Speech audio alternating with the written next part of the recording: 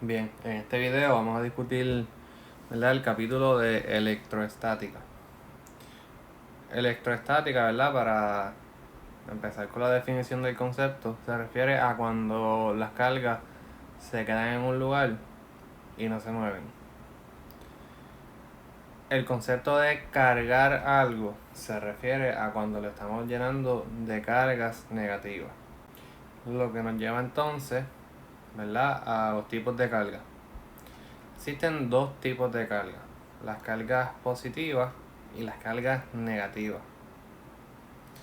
Tenemos entonces la ley de las cargas eléctricas, que tenemos que tenerla extremadamente clara. Nos dice que las cargas iguales se repelen y las cargas opuestas se atraen. Eso lo que me quiere decir es que una carga positiva y una carga negativa se atraen, pero una carga positiva con una carga positiva se repele y una negativa con una negativa se repele. Y esto es importante que lo tengamos claro, porque cuando vayamos a hablar de la fuerza electroestática, esta ley es la que nos ayuda a determinar la dirección. Las unidades de carga eléctrica se le conocen como coulombios, y un coulombio es igual a 1 ampere por segundo. La carga entonces de un electrón, que es lo que tenemos aquí, es igual al negativo de esa carga fundamental, que es lo que se le conoce como E. La carga fundamental es 1.602 por 10 a la menos 19 coulombios. Este número de aquí es crucial que lo conozcan, ¿verdad?, porque esa es la carga de un electrón y de un protón. Habíamos visto, ¿verdad?, que la carga de un electrón era igual al negativo de esa carga fundamental. Por lo tanto, la carga de un protón entonces va a ser igual al positivo de esa carga fundamental, que entonces va a ser 1.602 por 10 a la menos 19 coulombios. ¿Verdad? Teniendo en cuenta que la carga entonces del electrón es negativo 1.602 por 10 a la menos 19. Tenemos otra ley, que es la ley de conservación de carga, y lo que nos dice, ¿verdad?, es que la carga eléctrica total en un sistema aislado se conserva. Y esta, si mal no recuerdo, es la cuarta ley de conservación que han visto hasta el momento, por lo menos en este curso, ¿verdad? Porque ya han visto ya la de conservación de energía, la de conservación de momentum y la de conservación de momentum angular, ¿verdad? Y esta sería entonces la cuarta ley de conservación que están viendo en el curso. La masa de un protón, pues es importante también que se la sepan, que es 1.672 por 10 a la menos 27 kilogramos, y la masa de un electrón es 9.1 por 10 a la menos 31 kilogramos. Y esto es importante que lo conozcan, porque, ¿verdad?, como vamos a estar bregando con la fuerza electroestática, pues tenemos que recordar que la fuerza es igual a masa por aceleración, que eso es lo que nos decía la segunda ley de Newton. Y, ¿verdad?, si conocemos, por ejemplo, la fuerza que se le está haciendo a un protón o a un electrón, pues podemos calcular cuánto se acelera. O sea que estos números son bien importantes que se lo sepan. Entonces hayamos visto, ¿verdad?, el concepto de cargar. Pero no todos los materiales tienen, ¿verdad?, las mismas propiedades, en cuestión de que no todos se cargan de la misma manera, o simplemente no todos se cargan. Entonces tenemos 4 tipos de materiales. Tenemos los materiales aislantes, que son los materiales que no conducen electricidad nunca. Tenemos los materiales conductores, que son materiales que conducen electricidad, y podemos decir que bien, ¿verdad? Pero en estos materiales conductores siempre hay pérdida de energía,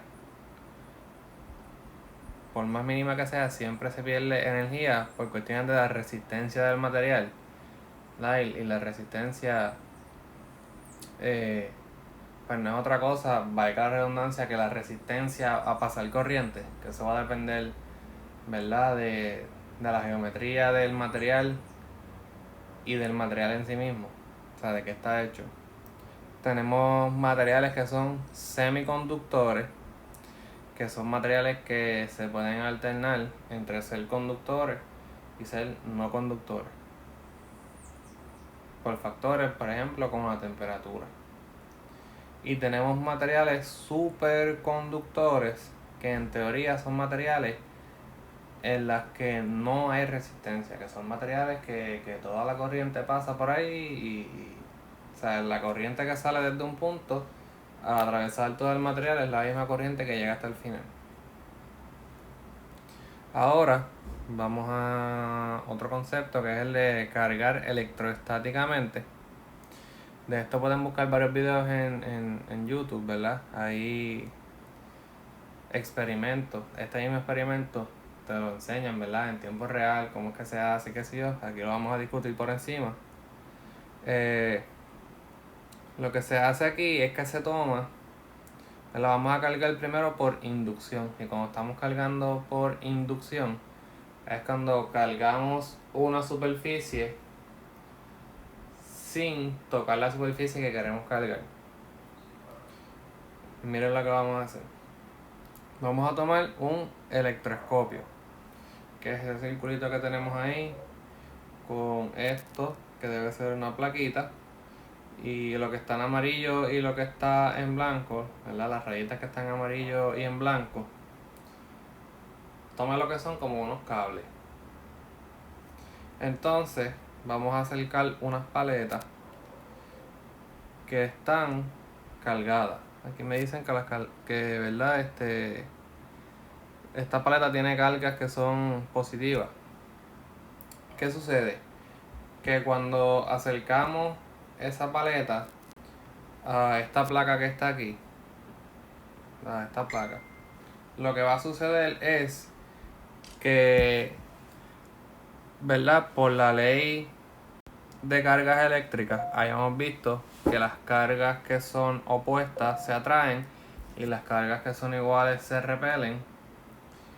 Por lo tanto, cuando yo acerco esta paleta con carga positiva, lo que va a suceder aquí es que las cargas negativas se van a ir pegando para arriba porque sienten atracción por esta paleta que yo estoy pegando con carga positiva. Pero ¿qué sucede abajo entonces? Abajo lo que hace es que hay una acumulación entonces de cargas que son positivas, y esa acumulación lo que provoca es que esos dos cables entonces se separen, porque van a estar tan cargados positivamente que se van a repeler.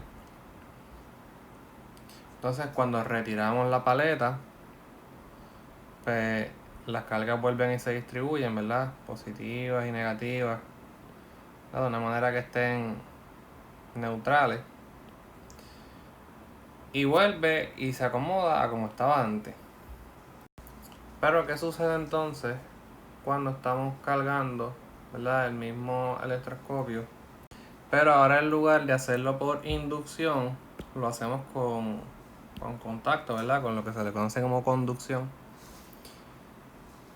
¿Verdad? El mismo concepto, se le van a pegar las cargas arriba, que son negativas porque sienten atracción por la paleta, y abajo se acumulan las cargas positivas, y entonces esos dos cablecitos se van a separar, esos dos hilitos. La diferencia es que aquí, al remover la paleta, esta superficie de igual manera se queda cargada. En el ejemplo anterior la habíamos visto que la superficie, ¿verdad? Del electroscopio, cuando tú removías la paleta, pues se descargaba. Otra cosa que deben observar es que cuando lo estábamos haciendo por inducción, el hilito amarillo y el hilito blanco no se separaban tanto como cuando lo hacemos por conducción. Si tienen un chance, denle para atrás un poquito al video para que vean los dibujos y los comparen. Los dibujos del medio puede ser en los que se están separando, para que vean que el de la página anterior es la manera fea, pues quedaba más o menos así, y este pues vemos que está más separado.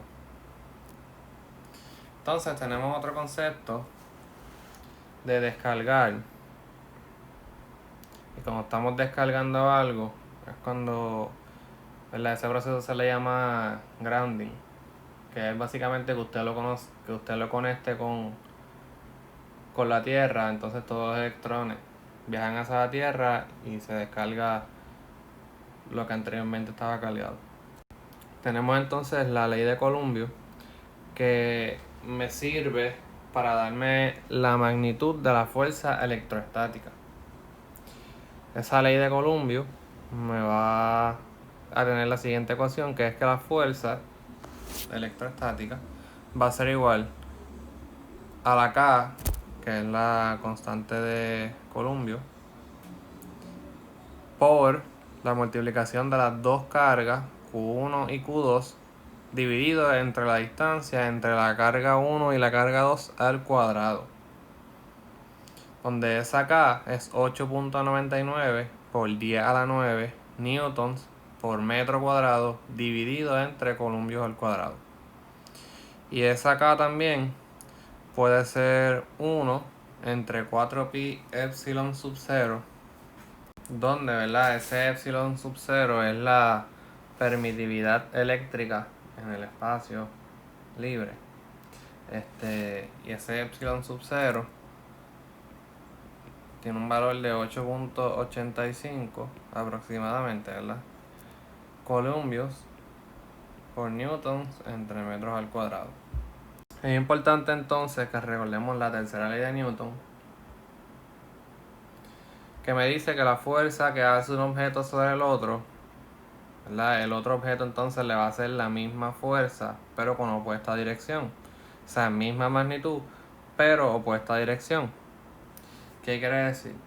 Esto lo que me quiere decir es que si la carga 1, ¿verdad?, provoca una fuerza de 2.0 newton en la carga 2, pues Q2 en Q1 va a ser una fuerza que va a ser igual a negativo 2.0 newton. Misma magnitud pero opuesta dirección. Entonces también tenemos que recordar la segunda ley de Newton, que me dice que la fuerza es igual a la masa por la aceleración.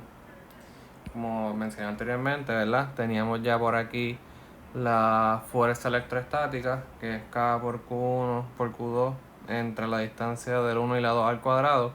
Eso va a ser igual a la masa por la aceleración, ¿verdad? Esto se usa normalmente en ejercicios como el que mencioné anteriormente, en el que conocemos cuánto es esa fuerza electrostática y lo que queremos es calcular la aceleración.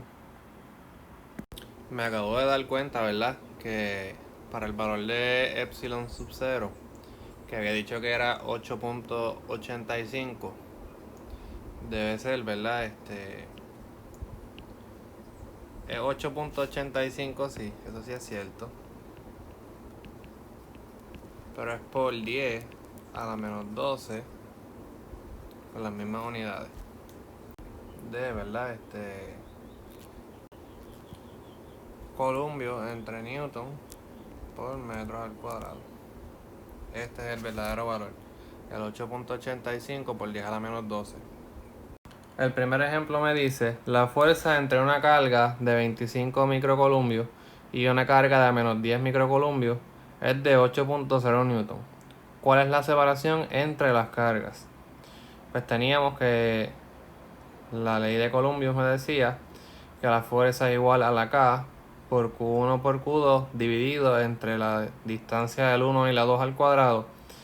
Es importante, ¿verdad? Cuando vamos a usar la ley de Columbus, no es necesario que le ponga los signos a la carga, porque, ¿verdad? Depende de los signos que tenga la carga, es que usted va a determinar la dirección, ¿verdad? Porque si son signos iguales, pues se van a repeler. Si son signos distintos, pues se van a traer. En este caso, tenemos 25 positivos, ¿verdad? Microcolumbios, y tenemos menos 10 microcolumbios. O sea que la de 25 microcolumbios hace una fuerza en la de menos 10, que es para acá, y la de menos 10 hace una fuerza en la de 25 para allá. ¿Ves? Que lo que quieren hacer es que se peguen. Por lo tanto,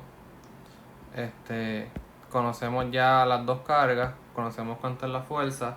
Lo que tenemos que hacer es despejar para esa distancia.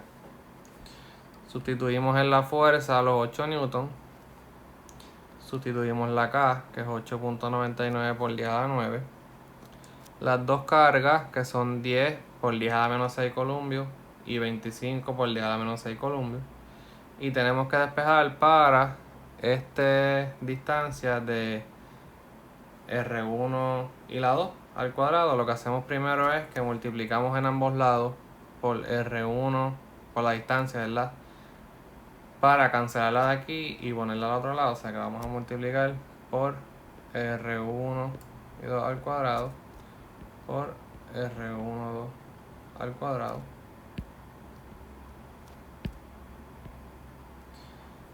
Este se me va a ir con este. Y entonces ese R1, 2 al cuadrado me va a quedar a mano izquierda. Para dejarlo solo, lo que tengo que hacer es dividir entre 8 newton para cancelar estos newton. Entonces ese R1, 2 al cuadrado va a ser igual a la K por la carga 1 por la carga 2 dividido entre esos 8 newton. Y esa distancia, ¿verdad? Me va a dar 0.2809375. Esto debe estar en metros al cuadrado, porque esta es la distancia al cuadrado. Pero como yo creo la distancia, le sacamos la raíz cuadrada en ambos lados. Se me va este cuadrado con este. Y entonces, ¿verdad? Esa distancia me da 0.53 metros. El próximo ejemplo me dice: dos cargas idénticamente cargadas, separadas a una distancia de 1 metro, se repelen con una fuerza de 1 newton. ¿Cuál es la magnitud de las cargas? Ok, ya hemos mencionado, ¿verdad? Para empezar, que en la ley de Columbus no es necesario poner el signo de las cargas, pero en este caso, como las cargas son iguales, ¿verdad? Q1 es igual a Q2, pues Q1 por Q2 va a ser lo mismo que Q al cuadrado, porque son las mismas. Entonces me dicen la fuerza, que es de 1 newton, va a ser igual a K por este Q al cuadrado por 1 metro al cuadrado, que es la distancia. Lo que tenemos que hacer es, ¿verdad? Despejar para este Q al cuadrado, multiplicando por el 1 metro al cuadrado en ambos lados. O sea, vamos a multiplicar por 1 metro al cuadrado aquí y por 1 metro al cuadrado acá. Este se me va a ir con este. Y nos va a quedar 1 newton por 1 metro al cuadrado es igual a la K por ese Q al cuadrado. Y dividimos entonces entre la K en ambos lados para, ¿verdad? Dejar ese Q al cuadrado solo. Como tenemos el Q al cuadrado, le sacamos la raíz cuadrada. Q al cuadrado, ¿verdad? Me debe de quedar la fuerza, que es 1 newton, por la distancia, que es 1 metro al cuadrado, dividido entre la K. Y eso entonces nos debe dar que la Q debe ser más o menos 1.05 por 10 a la menos 5 newton. Este más menos es importante porque da igual si las cargas son ambas negativas o son ambas positivas, se van a repeler. Lo importante es que las dos sean positivas o que las dos sean negativas. Ejemplo: una carga de menos 4 microcolumbios se encuentra a 20.0 centímetros a la derecha de una carga de 2.0 microcolumbios en el eje de X. ¿Cuál es la fuerza en la carga de 2 microcolumbios? Pues este ejercicio es bastante straightforward porque me están dando las dos cargas y me están dando la distancia.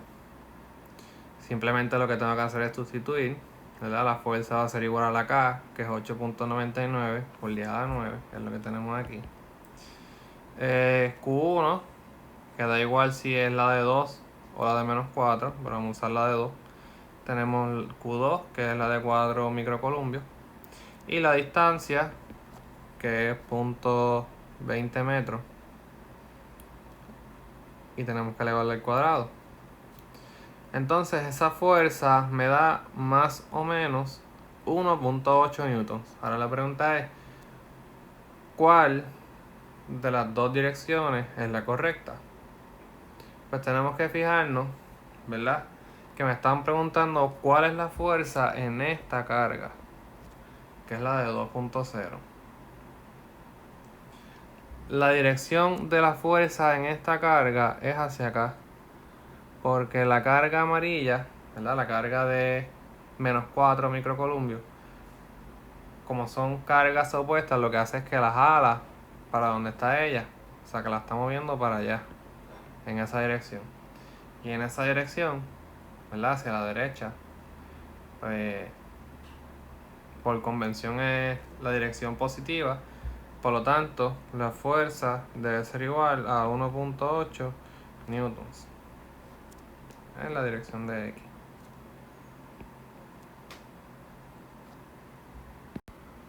Tenemos entonces una carga de 3 microcolumbios y una carga de menos 4 microcolumbios. Están separados por 5.0 metros, donde hay que ubicar una carga de 7 microcolumbios para que la fuerza neta en esa carga sea 0. Y aquí es que entonces, ¿verdad? Este tipo de ejercicio entiendo yo que es de los más difíciles, si no es que es el más difícil de este material. Porque mira el análisis que hay que hacer.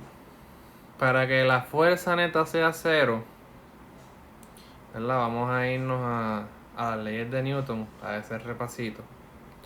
Para que la fuerza neta sea 0, la suma de las fuerzas pues tiene que ser 0. Porque eso es lo que nos dice Newton, que eso es lo que tenemos aquí. La suma de las fuerzas tiene que ser 0. Sobre la carga 3, ¿verdad? Hay dos fuerzas que están actuando, que sería la carga 1, que le provoca la fuerza que podemos decirle la 1, y la carga 2, que le provoca la fuerza que le podemos llamar como la fuerza 2. O sea que tenemos dos fuerzas. Tenemos la fuerza que hace la 1 sobre la carga 3 y la fuerza que hace la 2 sobre la carga 3. Usando las leyes de Newton, para que la fuerza neta sea 0, la suma de la fuerza 2 más la fuerza 1 debe ser 0. Eso me quiere decir que la fuerza 2 es igual al negativo de la fuerza 1. En otras palabras, lo que me está diciendo es que las podemos igualar. Y entonces pues encontrar a qué distancia es que hay que colocar esa carga. Pero entonces ahora hay que movernos a otro análisis. Y el análisis es el siguiente. ¿Verdad? El problema nos presenta ya como que un dibujito de en dónde es que va a estar la carga. La carga de estos 7 microcolumbos va a estar en esta posición, que es la que está de violeta. La carga, ¿verdad? Amarilla está en esta posición y la carga verde está en esta, que es la de menos 4, la amarilla es la de 3. ¿Qué sucede? Aquí es que entonces tenemos que ¿verdad? Como quien dice, parir el cómo encontrar a qué distancia es que hay que ponerla. Pero vamos a ir carga a carga. La primera distancia, ¿verdad? De la carga 1 a la carga 3, no sabemos cuánto es. Pues le vamos a decir que de la carga 1 a la carga 3 hay una distancia que es X. Porque no la conocemos. De la carga 3, ¿verdad? De la carga 3 a la carga 2 hay otra distancia que no conocemos. Lo que sí conocemos es que de la 3 a la 1 hay X y de la 1 a la 2 hay 5. Vuelvo y repito. De la 3 a la 1 hay X y de la 1 a la 2 hay 5. Por lo tanto, de la 3 a la 2 tiene que haber X, que es este tramito de aquí a aquí, X. Y si de aquí a acá hay 5, pues de la 3 a la 1 tiene que haber X más 5. Tómese un segundo para que piense eso, antes de continuar con el ejercicio. Entonces, la fuerza que hace la 2 en la 3 va a ser igual a la carga 2 por la carga 3, ¿verdad? Por la K, dividido entre la distancia de la 2 y la 3 al cuadrado. Tenemos esa ecuación. La fuerza que va a ser la carga 1 en la 3 va a ser igual a Q1 por K por Q3 dividido entre X al cuadrado, que es la distancia entre la 1 y la 3. Hayamos visto entonces que esas fuerzas las podemos igualar. Claro, hay que tener en cuenta pues, que una es el negativo de la otra, pero como ya hemos mencionado, la dirección se la podemos dar al final. Vamos a empezar entonces a despejar para esas X. Lo primero que podemos hacer es que tenemos Q3 y Q3. Se pueden cancelar y tenemos K y tenemos K y se pueden cancelar. Y me queda que Q1 entre X al cuadrado es igual a Q2 dividido entre X más 5 al cuadrado. Y ahora todo lo que queda es simplemente intentar despejar para esas X. Lo que vamos a hacer entonces es lo siguiente. Vamos a aplicar la multiplicación cruzada. Vamos a multiplicar X cuadrado por Q2 y Q1 por X más 5 al cuadrado. Me va a quedar Q1 por X más 5 al cuadrado es igual a Q2 por X al cuadrado. Daba igual por cuál dividiera, pero yo, ¿verdad? Quise dividir entre X al cuadrado. Entonces, pues se me va este X al cuadrado con este X cuadrado. Y me va a quedar que Q1 por X más 5 al cuadrado dividido entre X al cuadrado va a ser igual a Q2. Pero este Q1 me está molestando a las X. Por lo tanto, divido entre Q1 y me queda que X más 5 al cuadrado dividido entre X al cuadrado, que es lo que tenemos aquí, es igual a Q2 entre Q1. O sea, ya lo más difícil o el análisis de física que se había que hacer era, ¿verdad? Lo de las fuerzas, que es esto que está aquí abajo, y lo de encontrar estas distancias. Ya el resto que estamos haciendo ahora es simplemente despejar para la X. Que esto es más bien, ¿verdad? Álgebra, precálculo, que física. Entonces, ¿verdad? Aquí para despejar para esta X lo que hacemos es que sacamos la raíz cuadrada. Sacamos la raíz cuadrada. Me va a quedar que X más 5 entre X es igual a la raíz cuadrada de Q2 entre Q1. Pero Q2 y Q1 yo sé cuántos son, porque Q2 es 4 por 10 a la menos 3. Y Q1 es 3 por 10 a la menos 3. Por lo tanto, simplemente, ¿verdad? Esa raíz cuadrada me da 1.1547.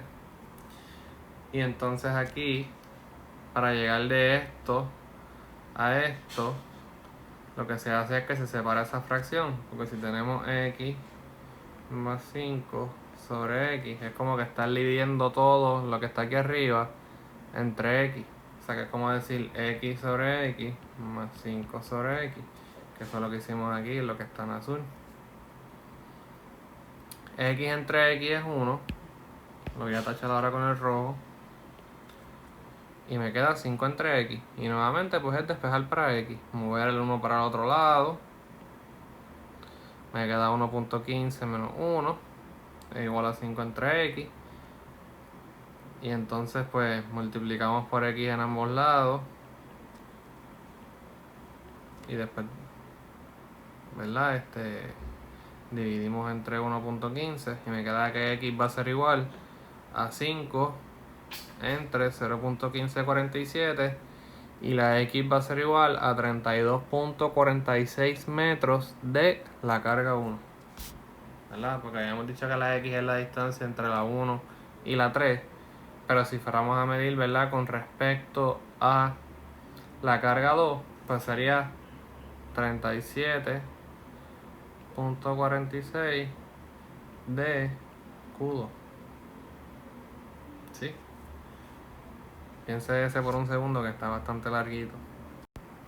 En este ejemplo, ¿verdad? Tenemos tres cargas acomodadas como nos dice en el dibujo, ¿verdad? Una carga 3 arriba de 2.1 por 10 a la menos 8 columpios.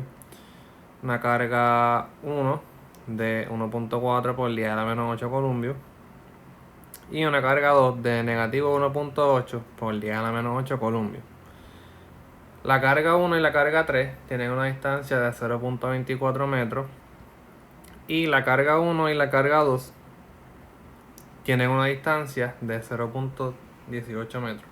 Y me están pidiendo la magnitud y la dirección de la fuerza electrostática neta en la carga Q1, que es la carga que está aquí.